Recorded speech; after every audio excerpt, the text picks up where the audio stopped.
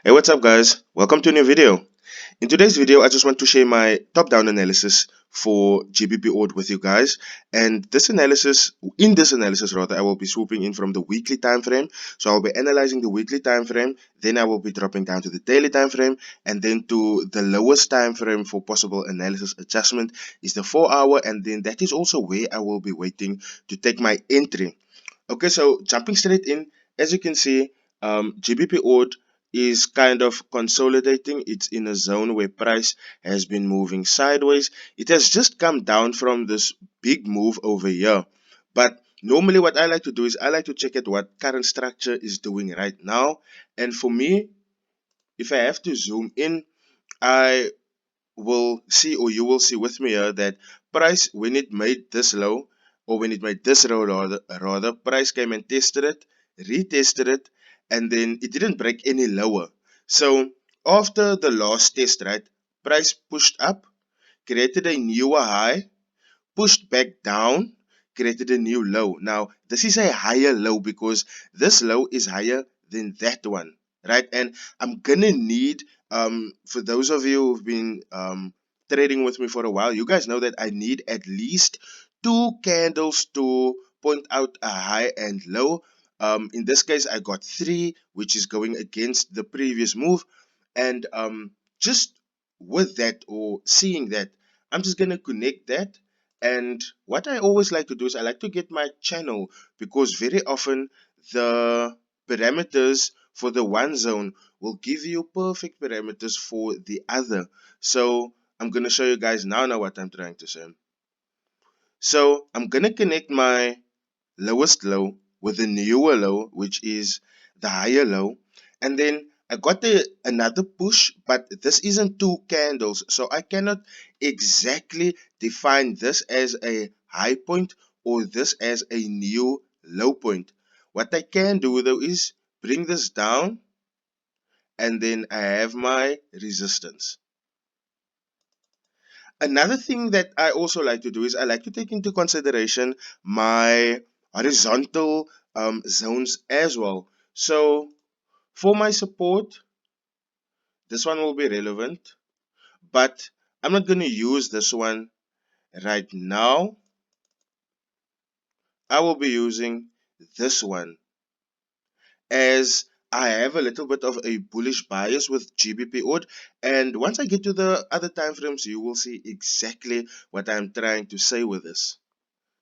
So dropping down to my daily time frame, and this is one thing that you guys need to remember, dropping from the weekly to the daily, you are almost always gonna have to come and readjust your analysis. It's not that it was done wrong, it's just that it's one of those pet peeves, one of those things that happens um, with your charts. Okay, so what I can see is, since since putting my line from my most significant low onto my newer low, right, this is where everything begins. Without, when I draw my analysis from point A to point B, there must be no distraction in between. Hereafter, it's just price reacting to my analysis, right?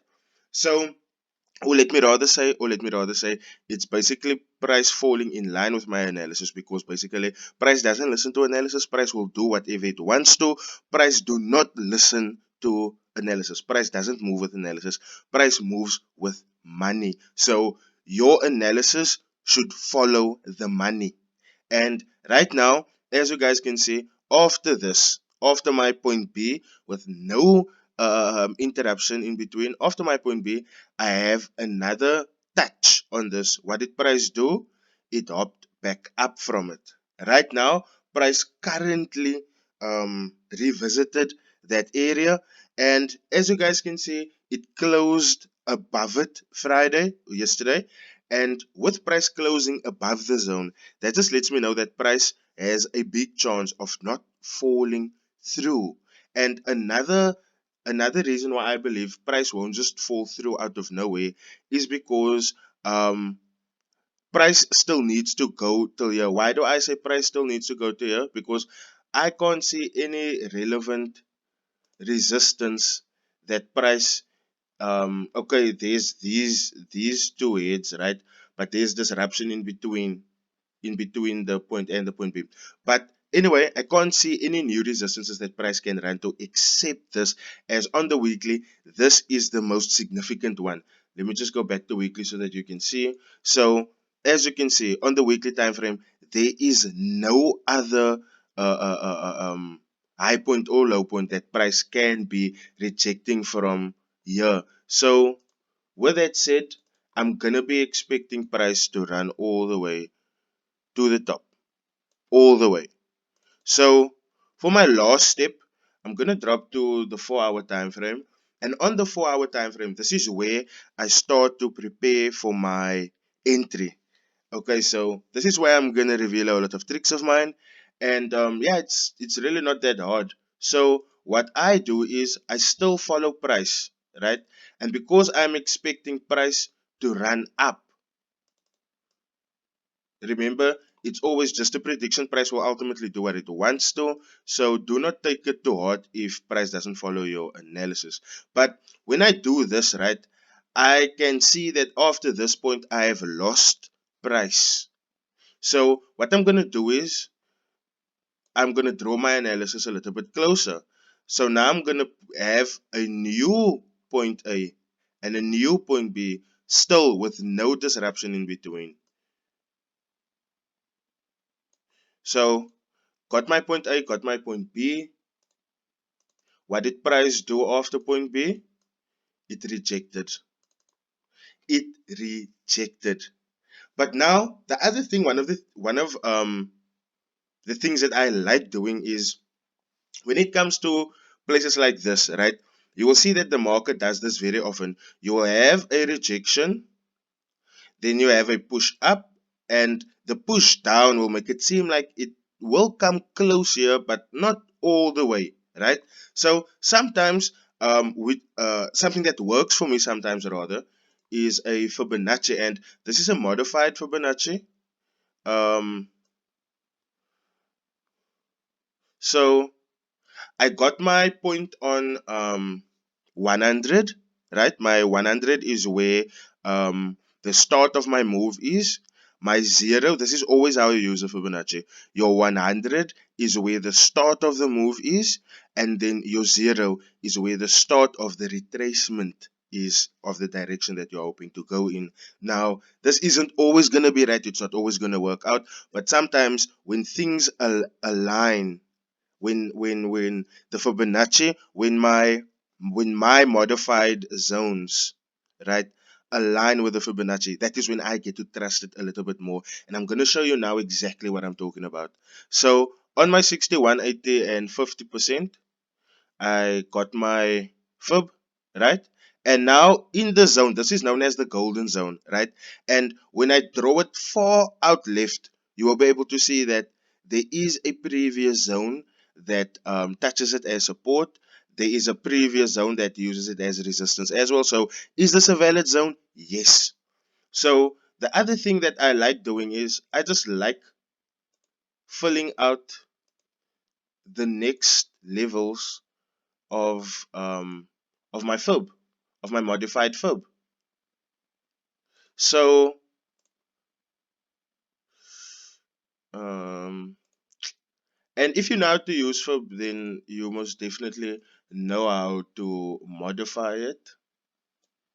So as you guys can see, this is 50 and 6180. That is the golden zone, right? The next golden zone is minus 0.618, right? That is the next golden zone, but just in the minus value. And the same goes as the Fibonacci goes higher and as the Fibonacci goes lower. Now this just normally helps me pick out areas that the market is going to run to, and because I know now where the areas are that I have identified, um, these are now places that I can use as possible take profit points. Now, what I like to do at times is I like to validate these zones. And how do I validate them? I like to scroll back to the past and see if there's areas that have been touched in the past by these levels. So I'm gonna go to the daily time frame, as on the daily time frame I can see things more accurately. And by the first 50%, right, the first zone of this fib, right, the first zone, the 0.618, right, you can see to your left hand side, here's two rejections.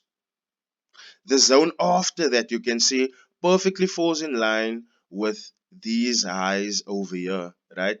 And I bet if I scroll to the back, as you can see, there's other areas where the zone also comes handy. The third zone that I made is also lining up with previous zones. As you can see, it lines up with a previous high and a previous low. And just judging by the distance, if I was to make a 3.618 or a minus 3.618 and minus 3.50, then this would have been my next area. And as you can see, it it lines up perfectly. Wait, let me just do it. Let me just do it. Let me just do it. Let me just do it.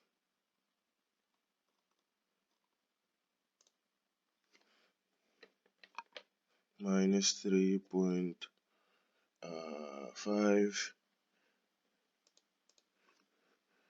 minus 3, no, minus 3.618. Just check this. Just check this now. Just check this. Yeah, I got my. I go back to the 4 hour time frame. Um, just check this now, and we're gonna go to the daily time frame for this. I'm not saying these zones are like accurate, but sometimes when it lines up, when everything lines up with market structure, right, then it's like I fall into it a little bit more. So on the daily, let's just check now. You see what I'm saying? Pretty close. Pretty close. So for me, I now trust the zone. My analysis is complete. My analysis is complete. All I am waiting for is for price to now pass my area of resistance, and then after the breakout, I'm looking for a confirmation candle with my stop loss around this area, and then I'll have a take profit 1, 2, and if I'm feeling bougie, a 3 and a 4. But that is how I will be analyzing GBP odd, and or I am done analyzing GBP odd for the week rather. That is just the setup that I am waiting to play out. As soon as I get my confirmation, that is when I will be jumping into GBP odd for the buy. I hope you guys have learned something new here today. If you did, smash the like button. Do share this channel so that people can get a hold of free knowledge and free information. And if you're new here, I welcome you to my channel. It would be awesome to have you as a subscriber. On that note though, I'll see you guys in the next video. Cheers.